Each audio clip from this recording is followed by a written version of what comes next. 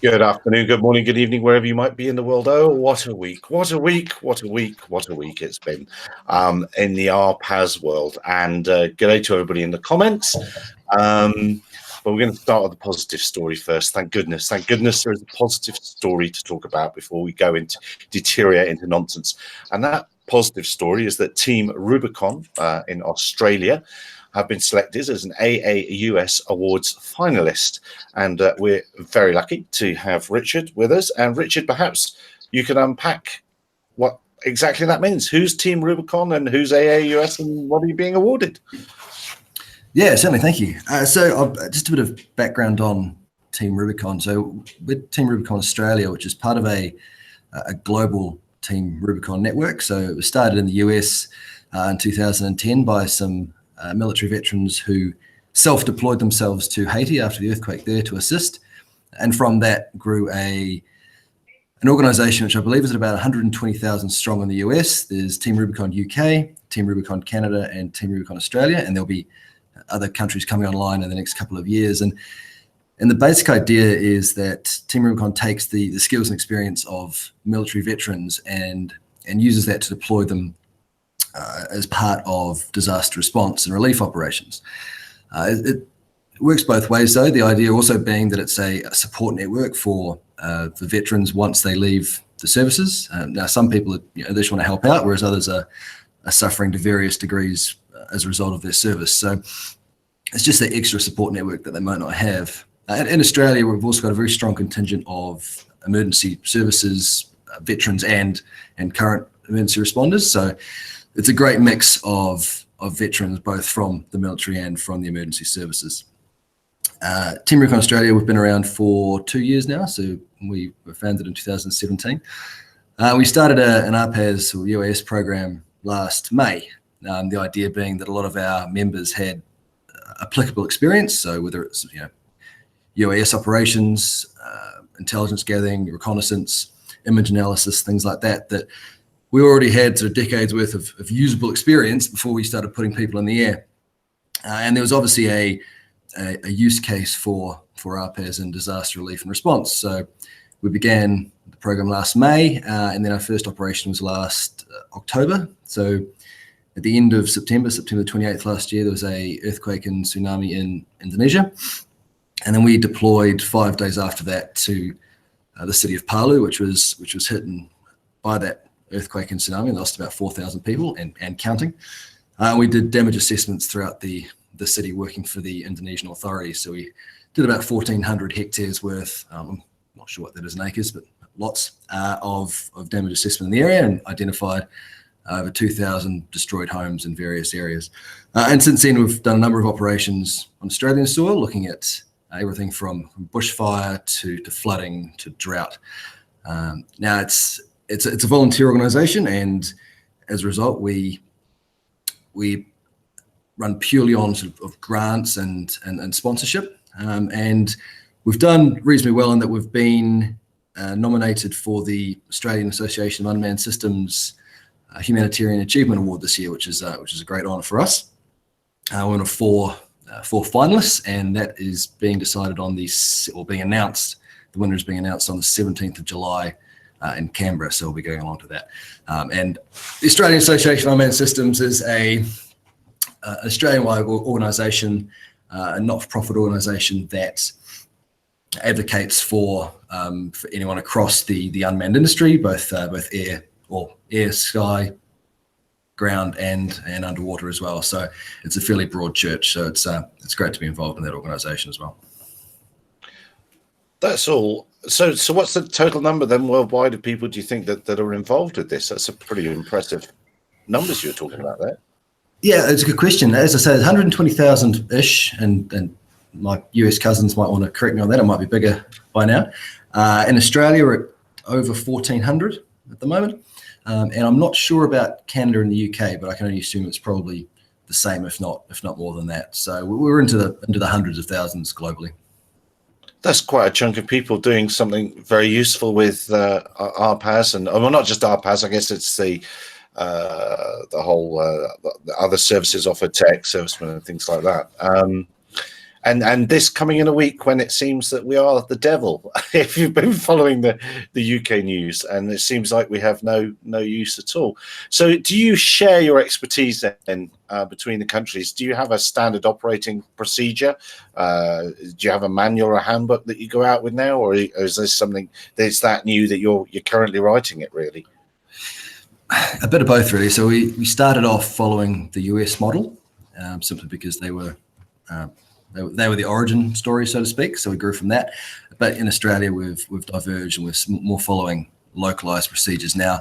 In terms of RPAS operations, we're the only Team Rubicon who has an RPAS capability at the moment. I know the others are looking at it, but we've all formally certified by the Civil Aviation Safety Authority, and everyone's fully licensed up here in Australia. So we're looking to assist other Team Rubicon global organizations as well, but it's something they're working on, but something that we've managed to establish. Okay, so you're the lead for this. And in the questions, I see that Osby Drone says, have you seen the recent CASA changes? They are now auto-loading TFRs in emergency zones into their data feed to Can I Fly There and via their new API. Yes, yeah. So we've got very strict procedures in terms of flying in during emergency response. So a lot of our activity takes place in the recovery space when it's sort of no longer deemed an emergency. So it's helping local communities do the recovery. But in the response space, it's an area where we do not operate unless we have explicit permission from the incident commander for that particular operation. So we're by the book as much as possible. And Blue Fly is saying it's a battle of the beers, and Richard wins this round. Look how fluffy it looks.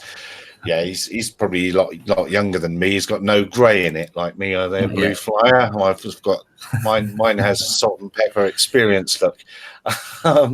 No, it's all good stuff. And well, stay with us, please, Richard, and interject and join in. In fact, you can probably be the judge in this, because we're going to get a little bit ranty now. You won't have seen it. Where shall we start? Where shall we start, gang? Shall we start with? Okay, which one? Hands up if you're clueless, hands up if you're careless, or hands up if you're criminal. Yeah, I would like to think I am all three. So how should we start with that? Who wants to start with talking about Andy? Oh, I'll jump in there. Go on, Rick. Yeah, because we've seen it, obviously. There's mixed views on social media. I mean, initially there was obviously lots of anger, and quite warranted. And then after the apology, which, funny enough, though, with the apology, they tried to do it via a meme. Basically, they tried to do it via graphic, so it wouldn't show up any Google searches, and it wouldn't be on their website, and it would have been a nice, tidy way of apologising and it not being a part of their record. But obviously, with things still continuing on, it then ended up on a blog, and I thought probably that'd be the end of it. And also, there were voices that were saying, right, that's the end of it now, apology done. And at the time I thought, yeah, but it probably should be. But I noticed Patrick had said it, and I didn't realise when Patrick had said this, that the FAA had said it first. I thought he meant along similar lines, but no, it is verbatim, word for word. So this wasn't, and then again, I can see why there's a bit more anger now, because really the Nats apology isn't that much of an apology if you look at it, because they've essentially implied that was a faux pas, that he said those words almost, randomly or out of context, when the FAA, by the fact that it's a standard phrase, proves that this isn't something that was off the cuff, that this is a phrase that is bandied about, and probably normally behind closed doors, and the poor guy's forgotten he's on camera for a moment and it's come out. So really, they're apologising, but I don't think it is that sincere. So I can understand now why it's still running and still has people upset, because it's just uncovered the kind of sales pitch for UTM of drone pilots just can't be trusted. They're all an incompetent lot, and the only way we'll solve it is if you spend these millions of pounds with us on these various mitigations that we can provide you with. That's it in a nutshell.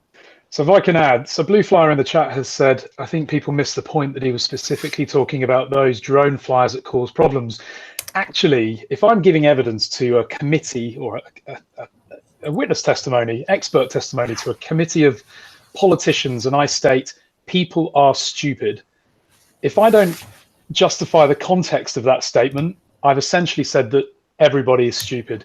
And that's what he said. He didn't say a small minority or even the majority. He just said, we categorize drone pilots in this way.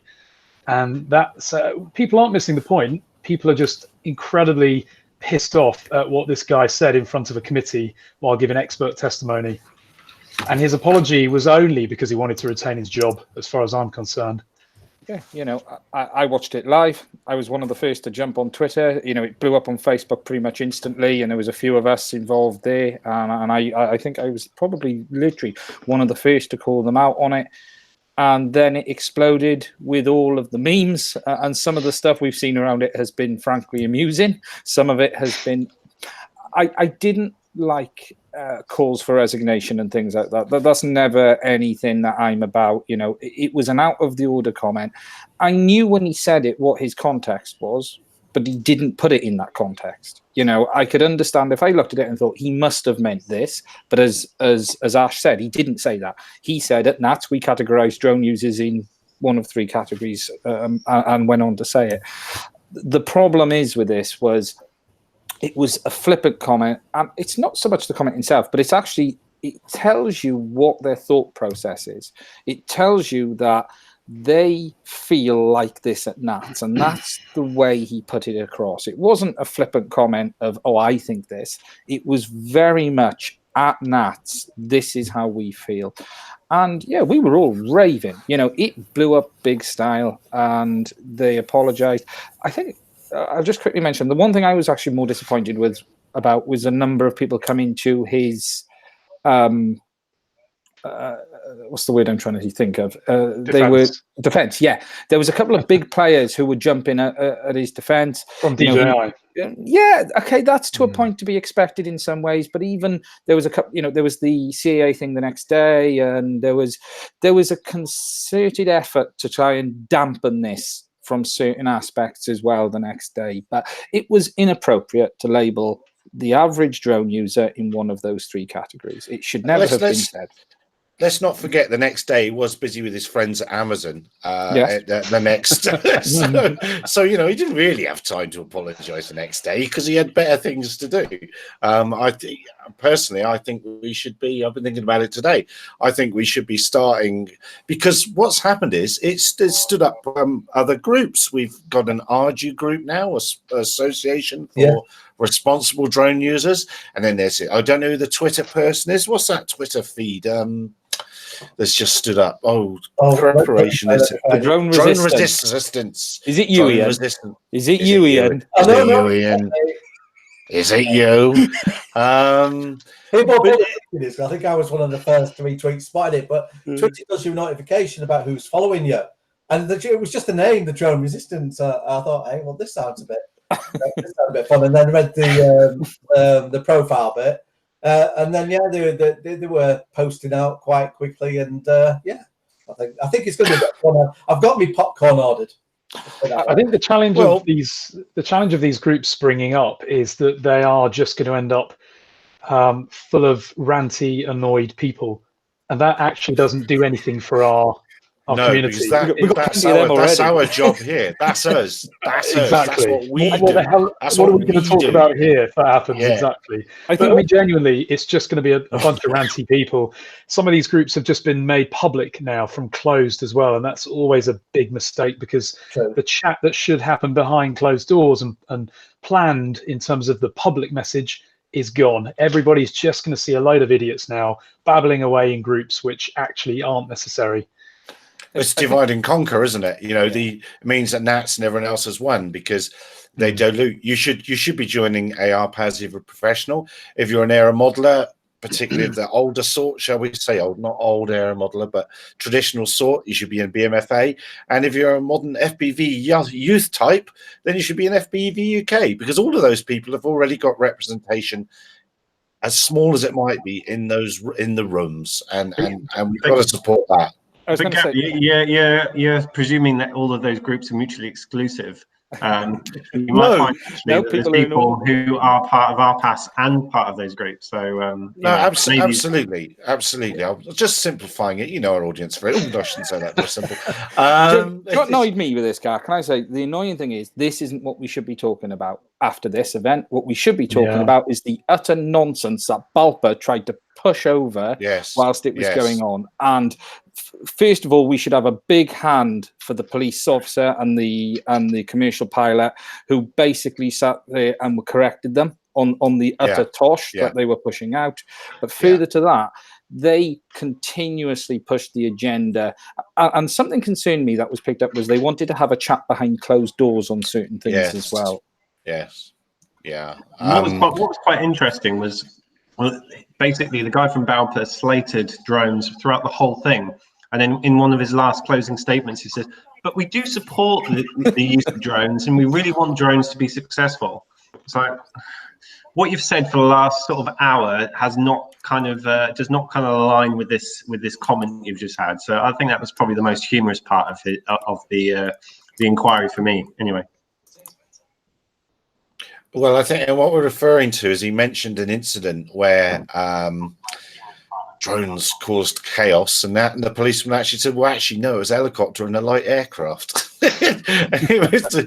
he sort of shot him down, and that police officer actually did it all right. And I suppose, you know, people would say, "Well, why isn't he being stronger in his defence and all that sort of thing?" I was just showing the correct decorum and that sort of thing at that sort of an event. You know, you don't jump up and down and scream and shout, but Mr. Balper, not so much. Well, the one data point which really aggravates me is this windscreen test data, because what basically they did is they took a 4 kilo flying wing, as far as I'm aware, took out all of the heavy components, put them into a ball, and then fired it at the windscreen.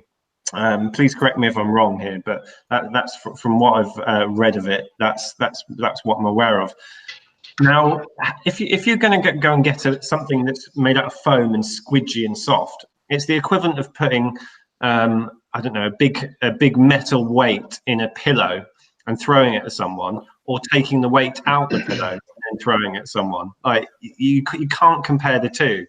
You need to be able to provide a representative test, and clearly Balper used that piece of information to say that drones are extremely dangerous. They can penetrate an aircraft's windshield, when really I think that paper wasn't peer reviewed.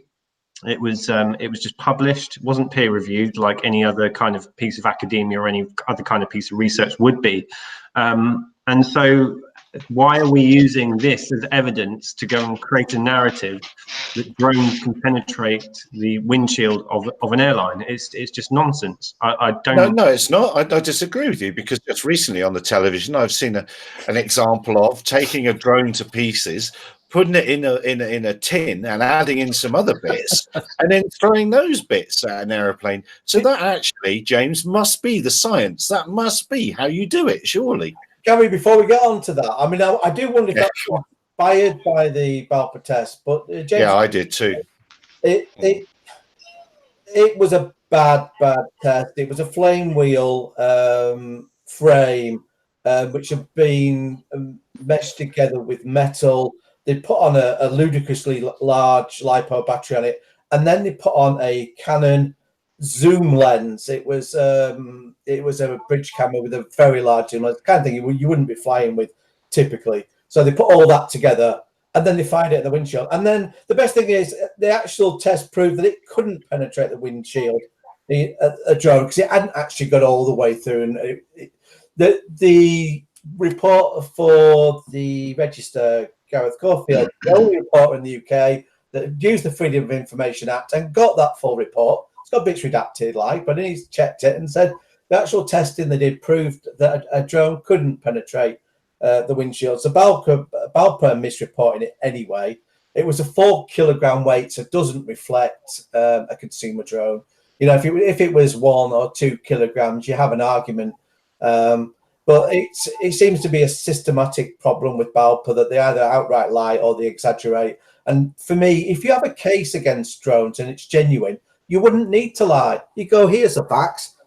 you're open to dispute them, and you wouldn't be able to. But it's really disappointing that they don't get challenged enough. And as others mentioned, it's just a good job that there was a police drone pilot there that knows his stuff and was able to correct them, because otherwise they would have got away with another, act of dishonesty. Well, should we be calling for pilots to be prosecuted when they drop bodies into people's gardens? Yeah, or get done for drink flying or attempting. That's exactly it. Yeah, there's no great and the body I'm referring to, if you're not in the UK, is very sadly somebody fell out of a wheel well. That was a stowaway, and left a heck of a dent in a lawn. Now that's dangerous. What's BALPA doing about that? I mean, they're members. Pilots are responsible for the aircraft at takeoff, and they should be responsible for every part that's in it. This is what I mentioned before about BALPA, the hypocrites as well. Because if you've watched their Twitter feed, they actually said that, because there was concerns because there was a airline pilot that committed suicide with all the passengers on board, which obviously is not a situation you want to come about. So there was talk that really airline pilots ought to be checked for mental health, because that's the last thing you want to happen. And BALPA were dead set against it, because it's not really checking our members. So really, they're not about safety. Everything's just purely about whatever hang up their members have got, whether it's concern about drones and this technophobia, and maybe fear that it will take their jobs in the long run, as all the sensors that are in drones then getting moved up higher into full-sized aviation. So yeah, that's where you are. Just about back to the Andy Sage thing. Where I didn't watch the entire segment, but where were the experts, the drone experts, in giving evidence to this committee? That's what I was confused about. They were at the previous hearing, which is, it's about having the right people in the room, isn't it? And we were lucky that policeman was there, because he did. We were lucky he was there. Had they had, I don't know, a counter UAS specialist as well, that entire meeting would have been doom and gloom all the way.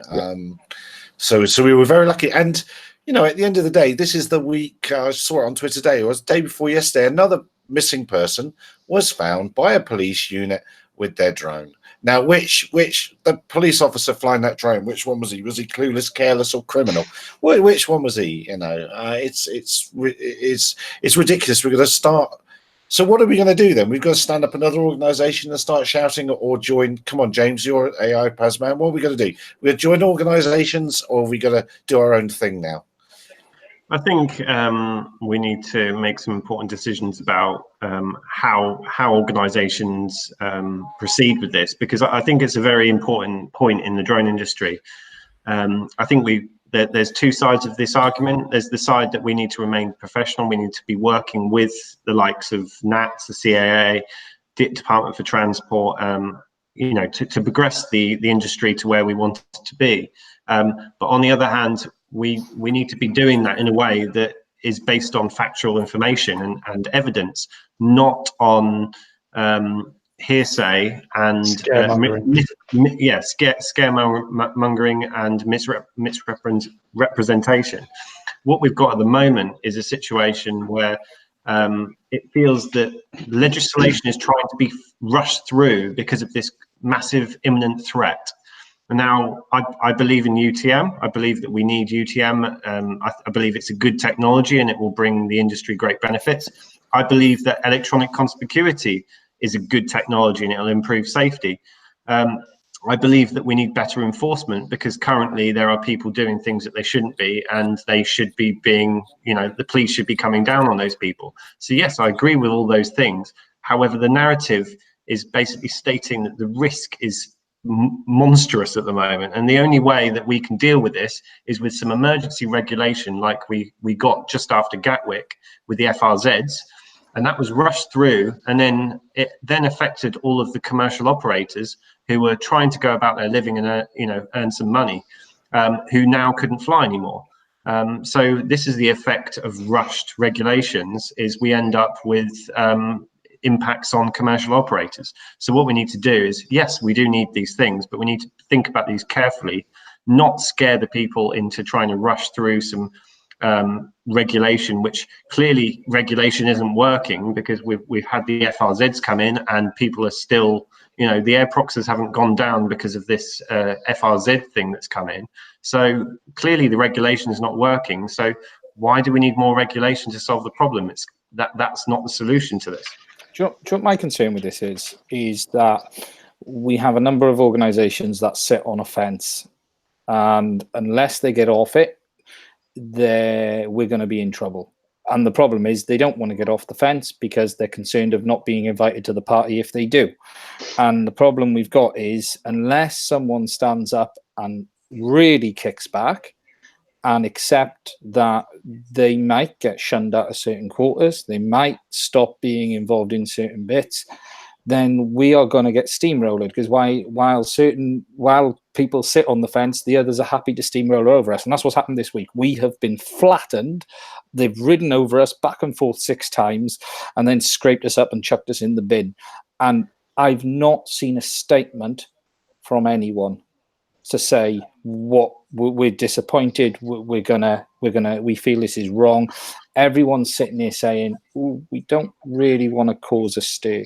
And I made a comment at the end of one of the last videos on this, and I won't repeat it now, but unless someone kicks off, unless someone really does something, we're knackered. We're just going to get smashed over. Well, the only people that can do that are the people in the community. I put out a video about the Andy Sage comments, and only about 2 comments out of lots were defending the guy. But realistically, the biggest channels out there need to be the ones putting out statements, because I'm sorry to say it, but those channels have far more respect than most of the organizations, I would say. Most of the drone-related organizations that only a minority of drone operators are members of. But you've got to also understand that, like, the people, like, organizations like RPAS do have a seat at the table. Yeah. We are in a lot of those boards and committees that we can actually affect change. So we need to be seen as being pragmatic through this. If we start becoming rebellious people, I think that's where things become a problem. So I think there is a balance, but I think what is happening at the moment is we're seeing our views shifting in the direction of, okay, this is becoming a little bit too much now. And I think what you're seeing, put it this way, I've seen 8 drafts of a response to the BBC documentary circulating through emails, and we still haven't got a final draft yet. So, James, just one thing though, I don't mean, we've seen nothing. I don't mean to call you out, but I am. But we've seen nothing, not a word. I'm not saying sit there and throw your toys out the pram, but at least something to say enough. There was only the congratulations out that went out from our parts to Andy for his apology, but it was tumbleweed prior to that, where you could actually put some disapproval on there without going too far. I think is what Ian is getting at. I know Simon Dale, I think FPV UK, I'm sure he put something out on Twitter and social media.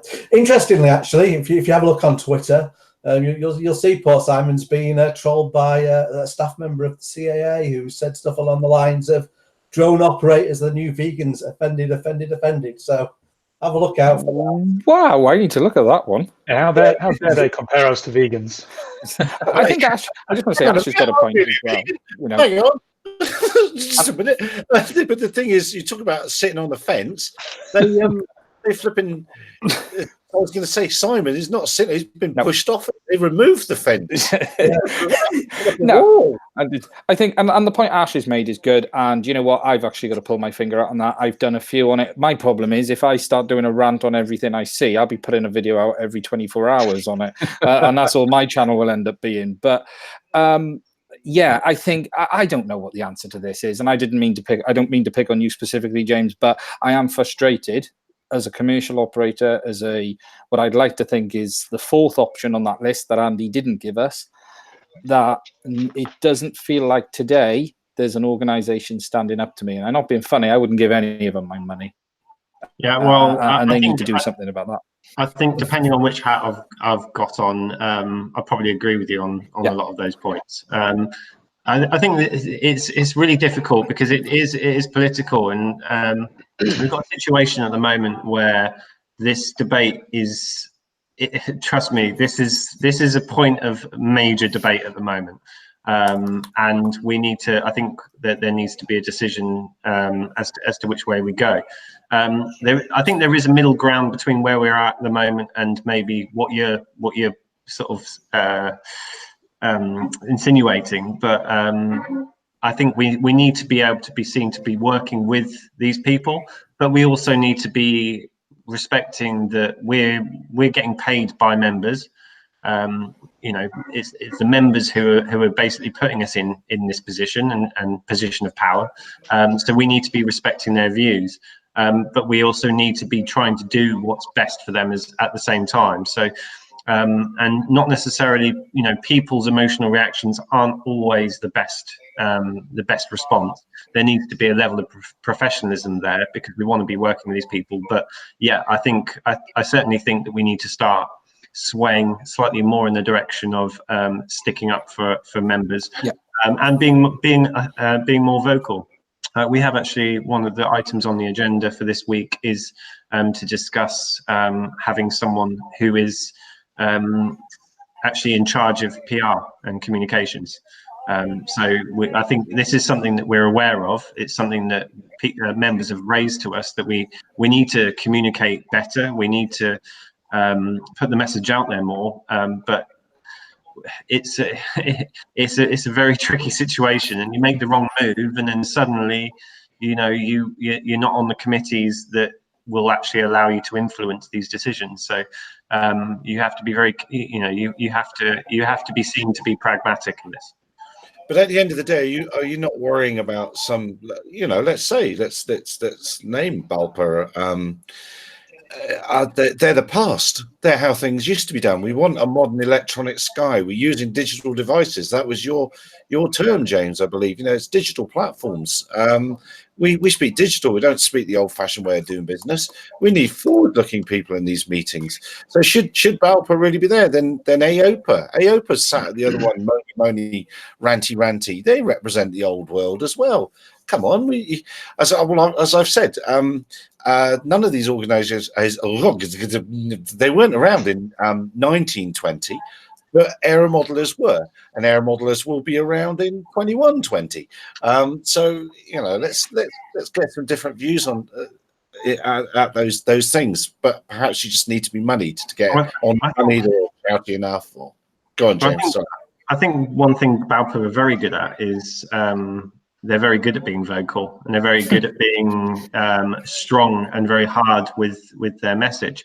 But they've also got a lot of experience behind them, and they've also got a lot of power behind them. Like, don't underestimate them. They have a lot of connections with a lot of big companies and a lot of regulators, and that kind of power does give you advantages in these kind of debates. So. We have to understand where we are. I think all of the associations need to understand that, Balpa is a big, powerful association, and they've been around for a long time, so they've made very good relationships with all of the different sort of stakeholders. But the tide is changing, and I think you're going to start seeing some of these associations start rising and start sort of representing sort of the views of the drone industry a bit better over the next sort of few months. Things like there's something happening at the moment, and quite where that will lead to, who knows. Well, I want to bring Richard. Richard's been quietly listening in Australia there, and now Australia has, in fact, arguably the best regulations in the world and the most straightforward. But you're beginning to get a bit kiboshed over there as well, I believe, because of political involvement. Things are tightening up for you as well now, aren't they, over there? They're starting to, or at least the noise is being made that they're going to start to. Now, I feel like we're in a fairly good place at the moment. Some of your listeners may disagree, but there's talk about the sub 2 kilo, the excluded category. So for commercial operators anything below 2 kilos, so your Phantoms, your Mavics, where they don't need a full operator certificate. So there's a lot of people who have jumped on that bandwagon, and whether that excluded category remains is being discussed. The other one is around, the most recent one is around the impact of noise. So whether you're, as well as your flight approvals, you're going to need noise approvals to operate in certain areas. A lot of this is still talk at the moment, so it's going to be interesting to see which direction it goes, because as you said, Gary, it's in a good place at the moment, but how tight it gets is remains to be seen. And I think, from the outside, it looks very much like it is your politicians getting involved, as it has been in England. Because, to be fair, you've got to be fair. CA and Nats were going on very well, I thought, and I thought it was fairly reasonable. Perhaps not brilliant, but certainly better than America. And now politicians are jumping up and down and needing votes and whatever. And it seems to all be going horribly wrong in the last couple of weeks. It really does. It just seemed to be the last 2 weeks. It's particularly ramped up. I just need to look at some comments before we go. People talking about making their complaints about the BBC programme. Shall we? Oh, and Ian, what's your Twitter and YouTube, please? Both Ians. Ian's are being requested. Ian's to comments, please. Ian's to comments. Good. Paging Ian's. Shall we move on to the BBC thing, which I haven't won? And Bruce is in the comments. Bruce has man flu. Bruce is going to be annoyed me. He tells me he's getting married on the weekend. So I think we should all raise a glass on the weekend. Look, he's already started. That's fantastic. Ash is going to be very well there if he's still in the comments. Is this a Chewy's getting married, or is it a Bruce fact? Yeah. Well, I don't know. How many followers we got him this week, by the way? Did we check? I've got about, I think, over 50 followers, and he's not replied to any of them, and they're eating away at it. He needs to work out this Twitter thing. You don't just log on to it every 2 weeks. You put it on your phone and answer it immediately. And he says, she caught me while my defences were down. So even Bruce has fences around him. And they're like, oh, what's that falling over there?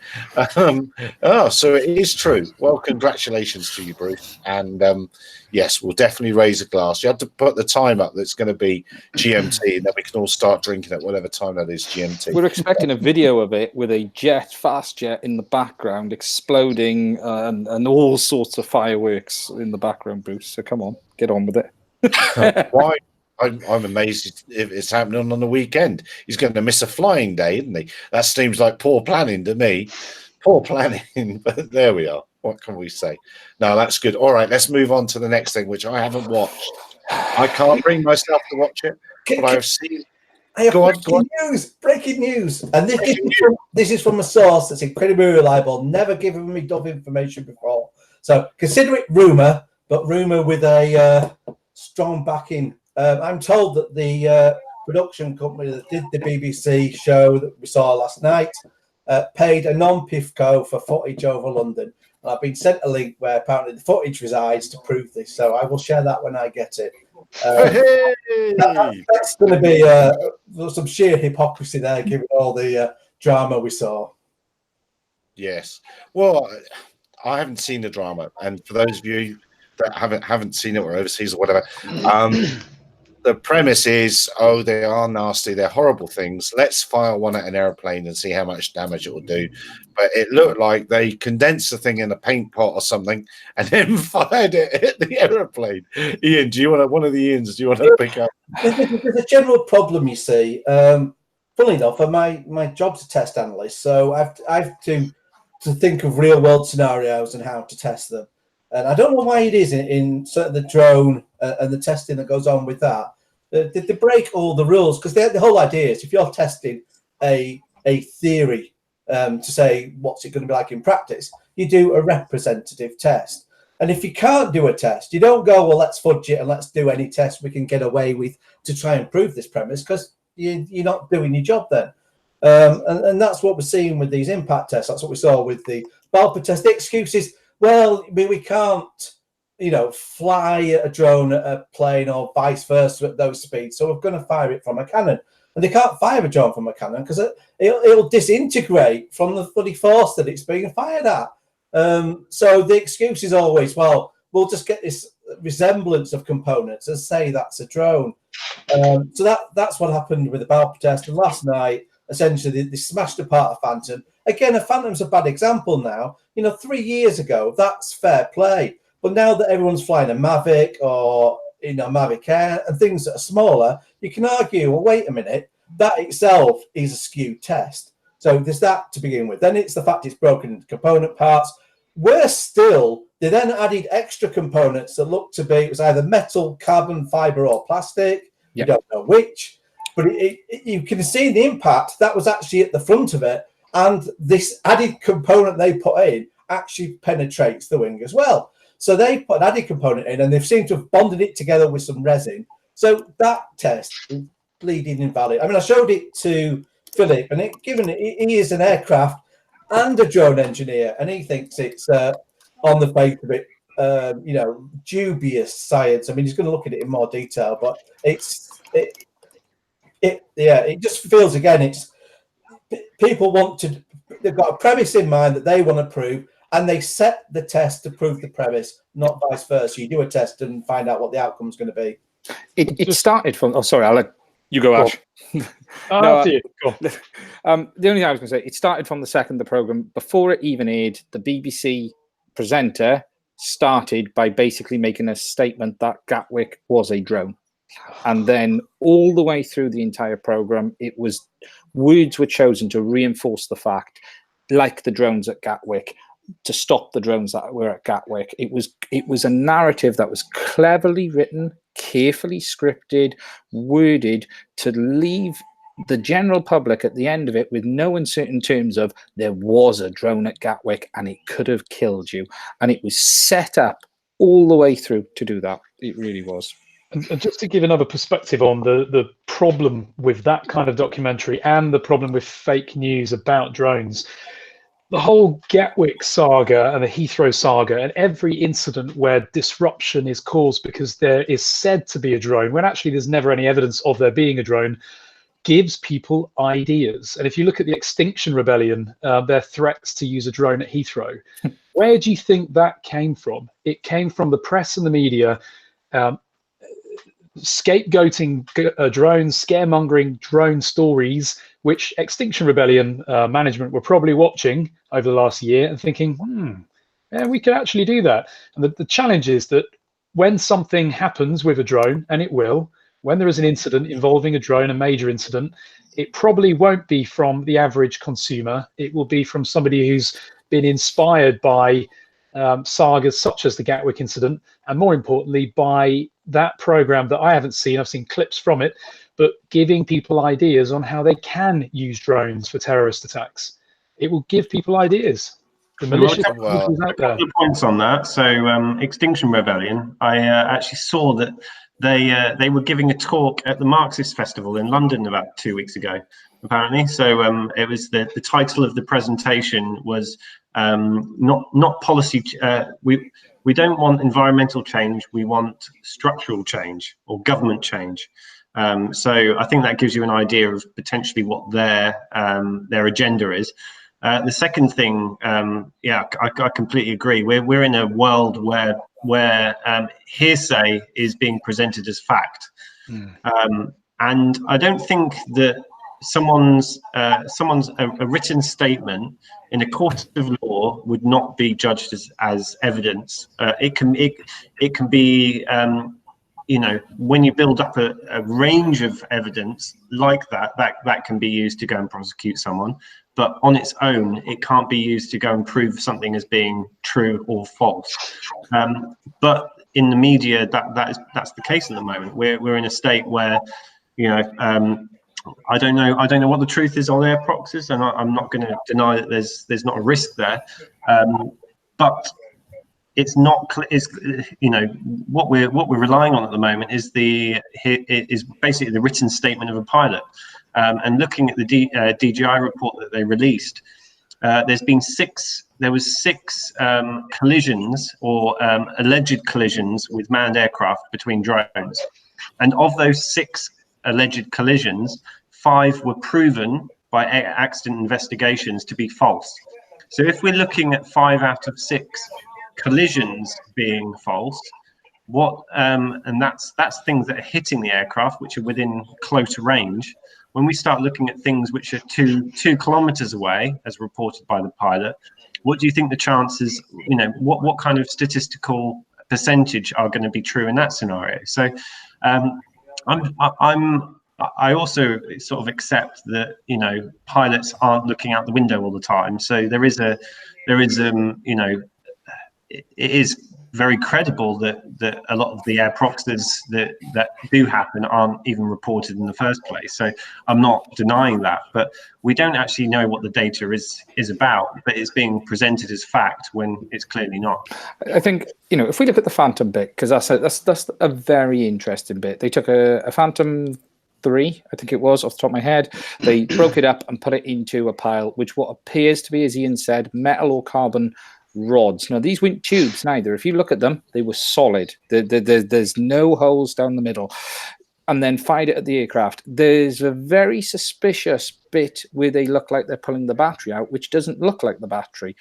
I would hazard a bet they didn't fire the battery at that aircraft. They fired a block, which is made to look like the battery, probably a piece of timber, probably something like that, because they're not going to want to fire a LiPo at it. Because reality is, you fire a LiPo with that pressure at that wing, it's going to go up. It would have smoked, it would have punctured, it would have done something.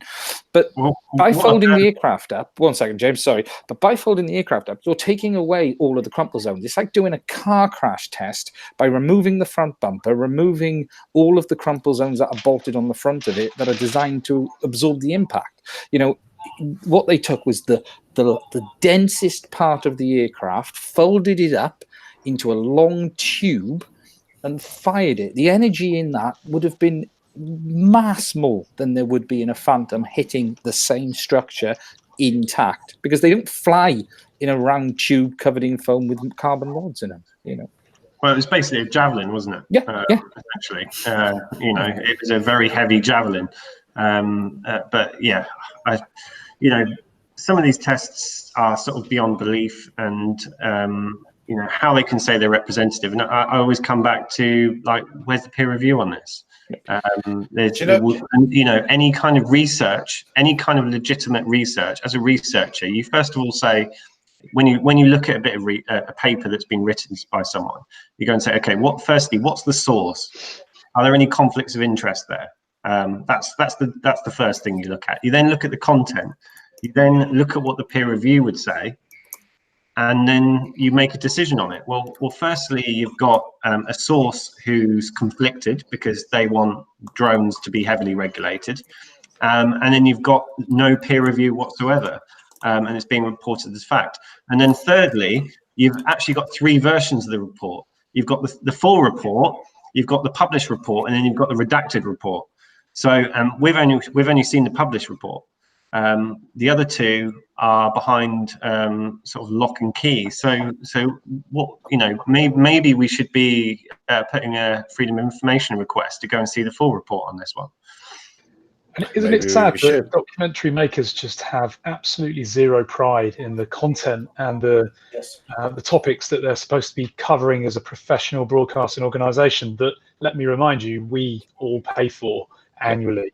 I hate that. And what brand was it? It was under a brand that when I was back in the UK, I thought was a good Horizon. When growing up in the 70s and 80s, Horizon was a go-to program that I thought was, but they outsource them now. It's not actually made by the BBC, is it? It's way before our time, Gary. Way before our time. Yeah, well, I know, and to talk about the I know. The TVs were in black and white, wasn't it?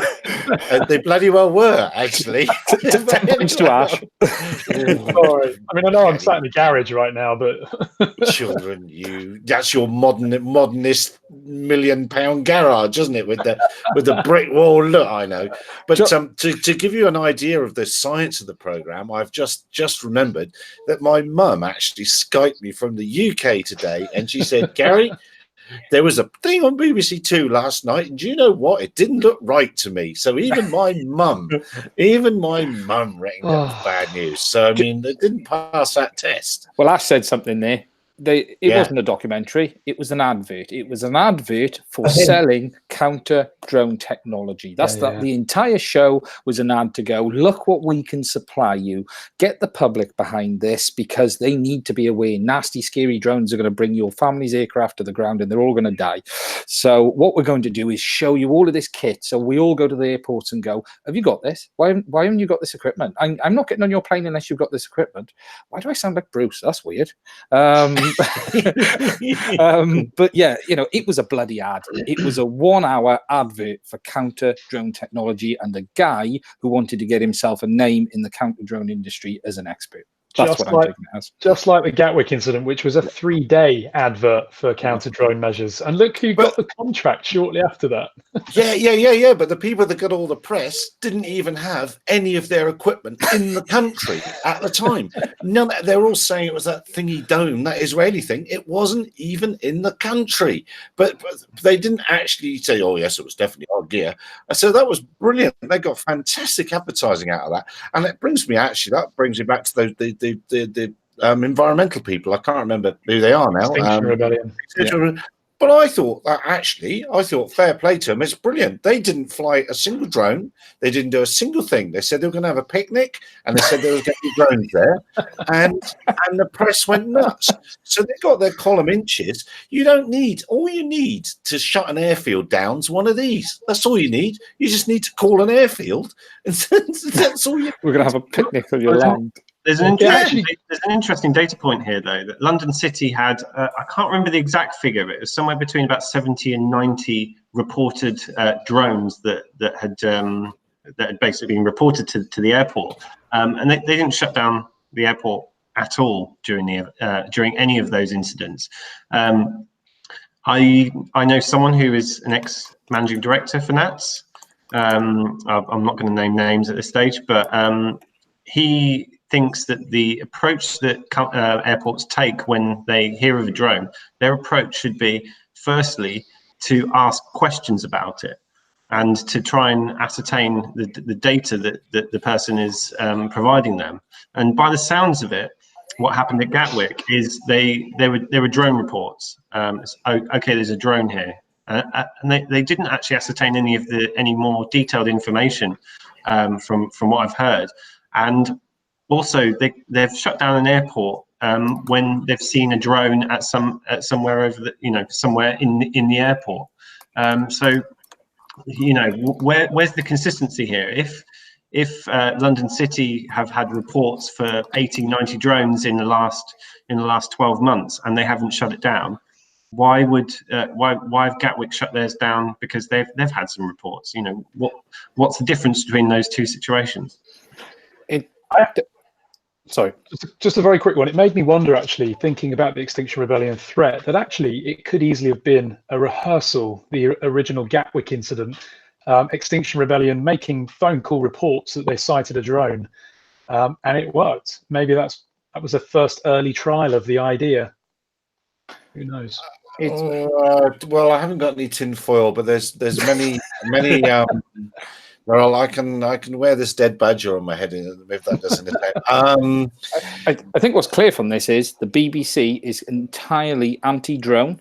They do no positive drone stories, and from the number of programs we've had, the BBC's only goal now is to promote anti-drone propaganda because we've got nothing else we can say about but they use them all the time in their productions. Yeah. They do little bits of positive, like on the BBC Click, but it's in the proper, the little science programs. But it is such a shame that the main documentary brand Panorama. I mean, it wasn't as bad as it could have been that, but it did definitely had inaccuracies and some big ones. And then we had, obviously, last night under the Horizon brand, because there was a conversation about this with the PIFCO saying, "Oh, it wasn't all that bad. It's TV. What do we expect? We don't expect it to be that accurate." It's like, yeah, if it was the one show and it was a faux pas on there and they're discussing it, fair play. But it's because they're under these brands where they're associated with proper research. And that's when people watch it, they'll think, these are people that have gone and researched this and it must be factually accurate. When clearly, as has been mentioned, this is going out to other production companies that are just throwing something together, or they've even gone in at the start and said, oh, we want to do something about drones. You know, we want to say they're dangerous and be hysterical about them. Get us what we can do to present that case, and that's Bring back tomorrow's world. That's what I say. Yeah. Bring back tomorrow's yeah. world. Oh yes, oh yes. Oh, I do remember that, Gary. But what's that? Just a blue flyer saying that Gatwick, back to Gatwick, because it was up for sale and they needed to reduce the price. More than one person's told me that there was some other sort of incident that occurred there that they had to cover up very, very quickly. And perhaps there were police drones on the second day and they very nicely got pulled into the storyline. But yeah, it's what are you reading in? The last comment. Just a thought. I think most of the people here, correct me if I'm wrong, but most of the people on this live stream now are more RC pilots than drone operators, right? I've got planes in the background and twin jet pusher planes up there. The whole thing about drones at the moment has actually made me dig these out. I've got a massive Fontana back there as well, which has got a big old brushed motor on it. It's made me much more obsessive about my original RC aircraft and wanting to get right back into that now. Because before you can't. Yeah, exactly. Yeah, it's funny. Me and Ian have talked before. You know, I'm doing a lot more on rovers right now. It's purely because of it's pushing me that way. You know, it really is. And you know, I love flying model aircraft, especially smashing them into the ground just after I've built them. But you know, it is getting to the stage where you feel like you're doing something wrong, even when you're not, and that's a sad thing. That's a sad thing. And that's why you see a lot of drone channels like mine and many of the other big channels as well are now deviating away from drone content. I mean, I'm even covering cameras and I might be getting a Gladius Mini sent to me soon, a submersible drone. So we're all starting to move away from drones a little bit because people aren't buying. Dealers are seeing lower sales. DJI are seeing lower sales. And that's why they haven't launched a new drone this year. They're diversifying into cameras. It's a shifting market at the moment for us all, really. So with all of these events that have been going on, though, what do people think is the underlying thing behind all of this? You know, there seems to be a lot of parallels with what's going on. You know, you've had the public inquiry, you've had the comments from Nats, you've had the BBC documentary, you've had Gatwick, you've had Heathrow, the FRZ stuff, drone registration. What is it? What's the underlying? You know, if you could put it into one sentence, what would it be? What's causing this to happen? From the comments I see back from my viewers, the key concern is regulation, and they all want a drone that's under 250 grams, that magical weight, because they feel that it avoids the need for them to register it. But I think they're missing the point there, that it's not, for me, I don't care about registration. I'm sorry. I really don't care. It's a small fee to carry on enjoying my hobby. I really don't care. But what I do care about is the fact that people who will keep flying irresponsibly won't pay it, and they'll keep flying irresponsibly. But people are scared of the regulation. They're scared of breaking rules that they don't fully understand. And many people are saying, I'm just not interested in drones anymore. I see that comment all the time now on my videos. But what do you think is the cause of this? What, you know, all of these events that are happening and all of this hysteria around drones. What do you think is that's causing this? Selling newspapers and advertising. It's low-hanging fruit, isn't it? It's an easy one. It's an easy scare story. It's come at a bad time as well. Okay, you know, as Ash mentioned, manufacturers are producing less. There's a few reasons for that. Number one is that, you know, the US thing has caused an issue. You know, no one wants to put new products out there when the US seem to be banning everything. Number two, the EU regulation has put a bit of a hold on everything as well.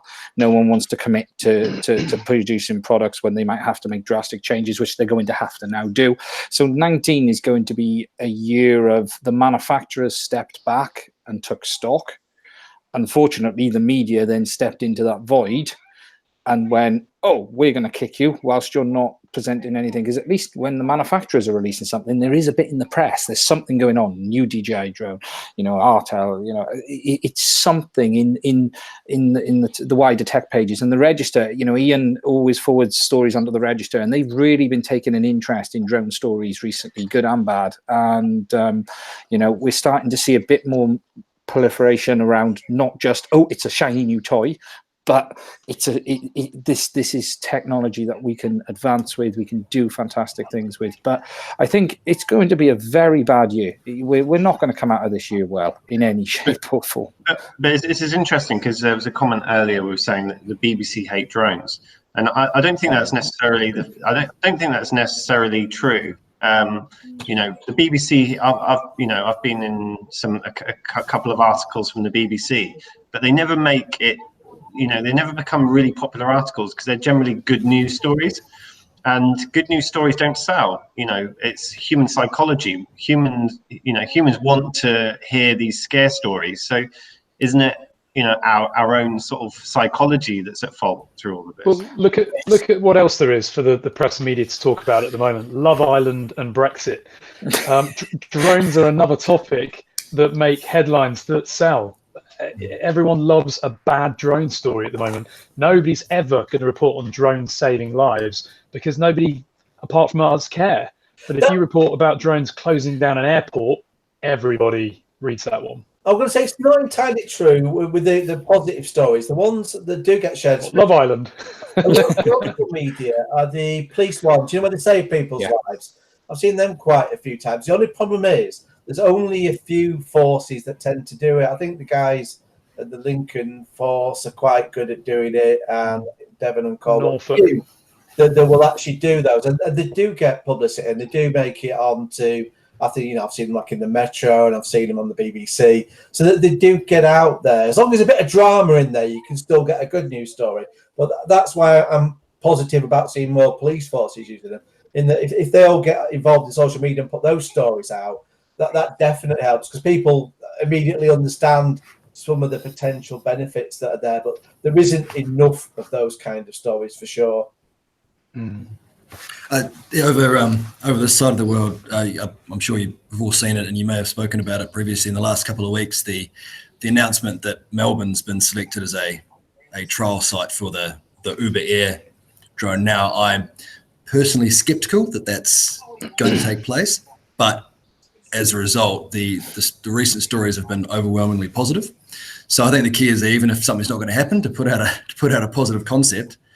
It seems to take a lot of the bandwidth out of the negative stories. But the trouble with that is, I'll come back to a comment I wanted to make earlier. That's part of the reason all our lower airspace is going away. It's a bit like. It's a bit like the UK entertaining Amazon. Shouldn't be all the groups be saying, lovely, keep going with all this, but we don't want an American company owning the first 400 feet of the airspace in the UK. Thanks very much. So, dear Nats, get them out of the room. Why is Amazon in the room? They haven't created anything worthy yet. They haven't created a single thing worthy except for hundreds of patents. They don't have a machine. There's plenty of people with machines that work out there. Let's get them in instead. Well, talking about people in the room, I think it was quite evident at the government inquiry that there were a lot of people in that room who were being sort of interviewed as expert witnesses that I would kind of say, well, like, how many of those people who were interviewed do you think have actually ever flown a drone? Exactly. Oh, yeah. I just wanted to get this screen share on there. I don't know if you can see it, but a Twitter user called Geraint Vaughan. The next maritime disaster. Yeah, there you go. There you go.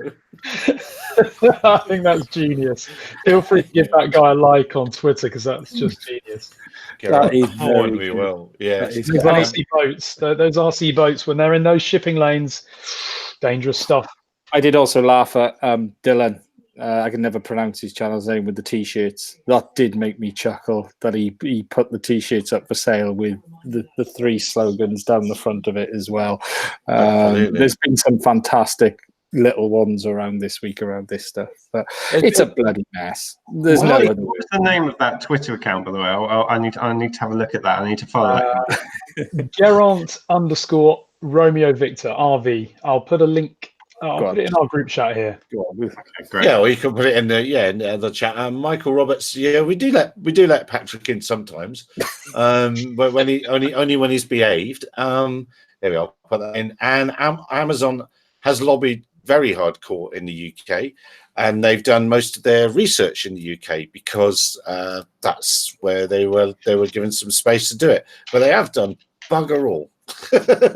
They made the mistake of lying to me directly at Farnborough 2012, and I'm not going to forget it. I'm not going to forget it at all from their spokeswoman. I don't think they should be in the room, and a bit like the urban air mobility in Canberra. In fact, Richard, when you go to Canberra, won't you get something delivered by the project wing thing there, and then tell us what it's like, because that's caused all sorts of noise-related problems, and that's where your noise-related legislations come from. Because whilst the project wing will gleefully tell you they're extending it, the next line that they bury is once we've sorted out the noise, because the CAS is not letting them proceed until they've sorted the noise out. Well, I think the last time someone tried to get something delivered here, it was a sausage at the local Bunnings, the local hardware store. That's right. It didn't end particularly well for that person. No. That's right. That was yeah. Was that Melbourne? I remember seeing that one. I do remember seeing that one. Yeah. So there's lots of nonsense and noise going on by companies that I'm not convinced are going to have services that will run and work in the future. We've all flown stuff. We all know what the weather's like. They're all going to be running on batteries made of pure unobtainium. It's just nonsense. And what I worry, so yes, whilst the registration fee is perhaps not a lot of money and perhaps part of the modern sky, it's not so much. Well, there's two things about the registration fee. One, it's only going to be £16.50 if 170,000 people sign up and pay it. It's not going to be £16.50 if it isn't. And then the second point is youngsters can't fly without supervision of an adult. Balpa didn't get into that room because in the 20s there were no youngsters making models and making airplanes and carrying on. You know, they're forgetting their history, and it's a hell of a barrier to entry if you've got to be 18. I think, is it 18 in the UK or is it 16? I can't remember. Their intention is to drop it to 12, isn't it? Which within the EU law, because the EU law says 16, but the CAA have hinted that they intend to drop it to 12 in their documentation. But again, that's all open to interpretation. You know, we've been still arguing about that this week. One thing that I don't know why I thought of it then, but it's a little bit off topic. But with the government inquiry that has been going on, something that I've basically tried to go and push, which I'm currently in the process of organising, is to I've agreed it with one of our directors who sat in the government inquiry. What we're going to try and do is to invite all of the panel from the government out on a job with one of our members, so that they can actually come out to the field somewhere in London, one of our responsible operators who operates in London, get them out on a job and get them to see what happens on a day-to-day basis in the life of a drone operator, because we think that that's a really important piece of information that they need before they make any decisions about future regulation and how that might impact that kind of person. Great idea. Absolutely brilliant. It is, because the reality is most drone operators are not flying 120 meters. They're not flying beyond. Most of them are doing 20, 30, 40 meters to get the shot. You're not, and this is that whole perception that is we're all up in the middle of flight paths flying at silly altitude. The reality is we're not.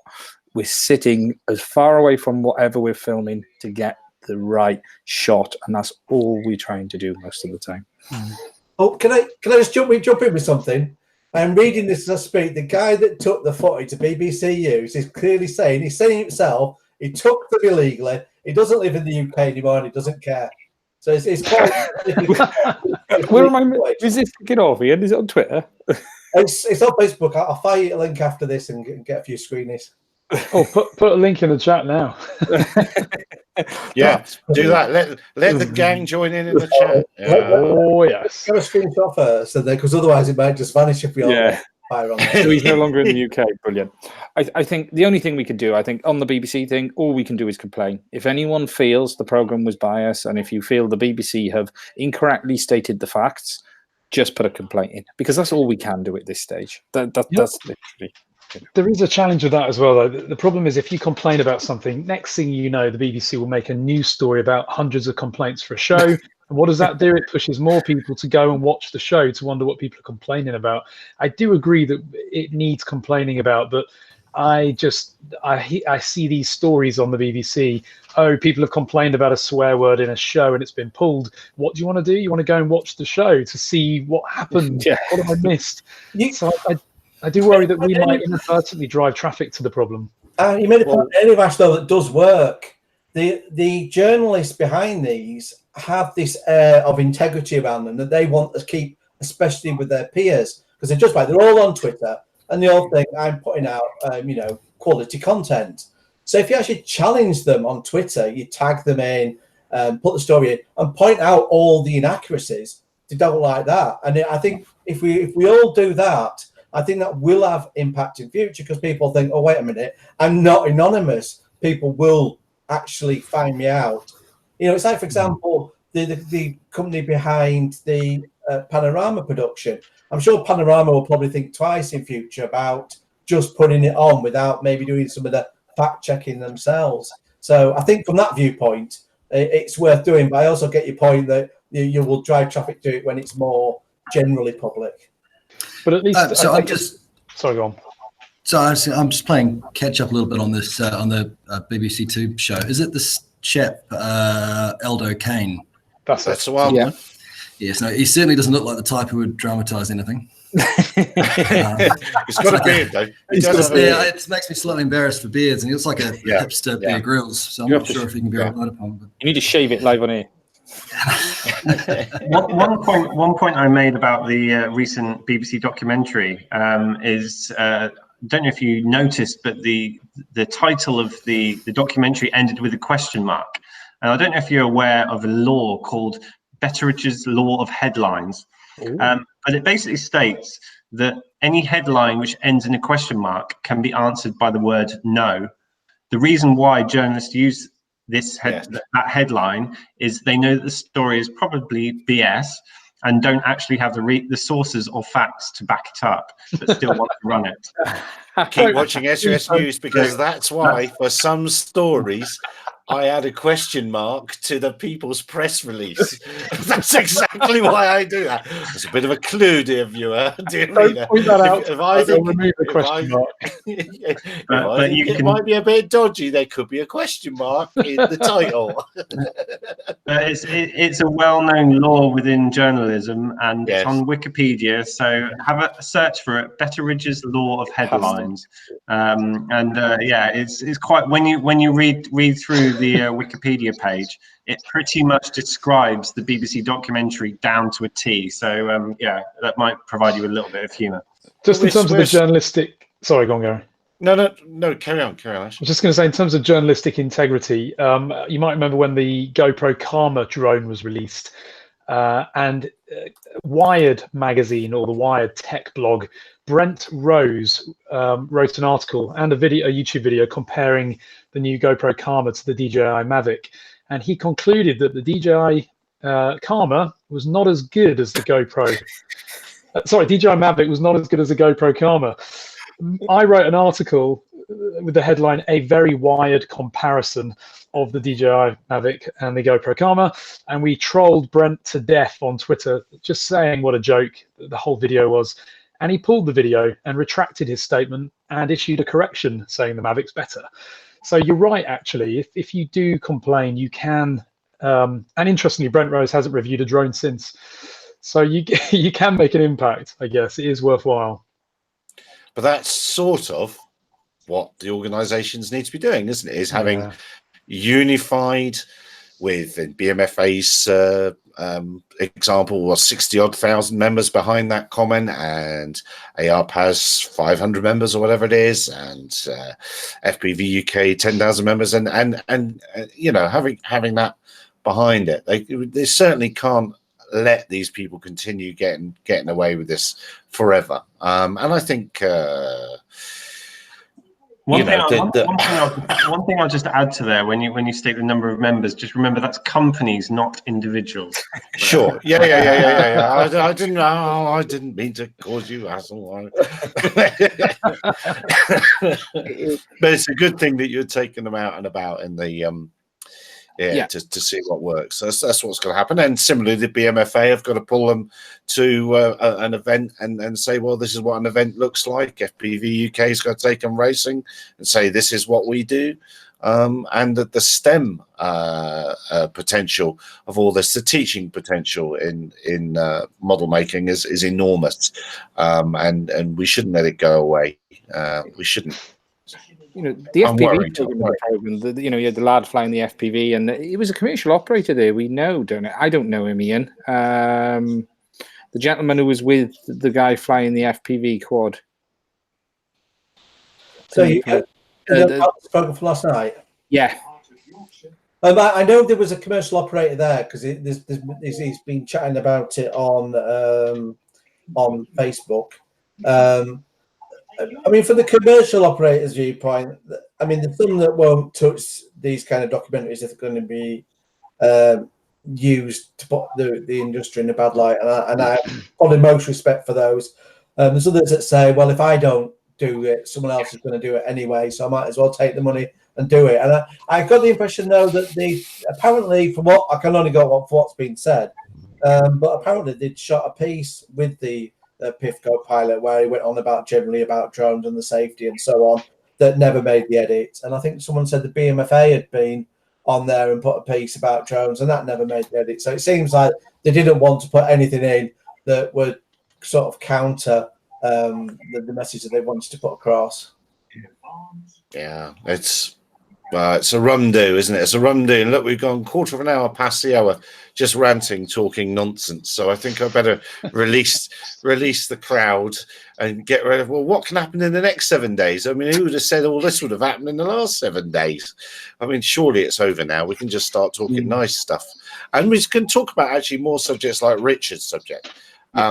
That is a positive use case. That is what's coming. And the more the general public, well, I hope actually, yeah, you don't really want to see Richard's use case. You wouldn't want to have to see it. But sadly, you know, the more that's seen, the more in disaster situations RPAS are used, then the better life's going to be. And I'm sure we'll get through this phase before long. But let's just hope Amazon doesn't give us a raft of regulations that we don't need in the meantime. That's my biggest worry. But Ash, thank you very much. Thank you very much indeed for taking the time to join us from your luxury garage there. And Ian and Ian Squared, thank you. James, as also, thank you very much for sticking your head above the parapet yet again for us to try and knock it off once more. And that sounds so wrong, Gary. He's the dutiful guy. He's very good at turning up being the dutiful guy. So I'm basically the community punch bag, so it's fine. Yeah, there we are. Yeah, there we are. It's good. And Richard, yeah, thank you, and all the best. We look forward to reporting your win in the near future. And to Bruce in the comments, good luck on the weekend, mate. Have a lovely wedding. I hope you get well soon. We look forward to hearing all about it next Tuesday, 2100 GMT. Cheers all. Thanks very much. Have a lovely weekend, everyone that's out there. Thanks, Divya. Bye-bye. Thanks.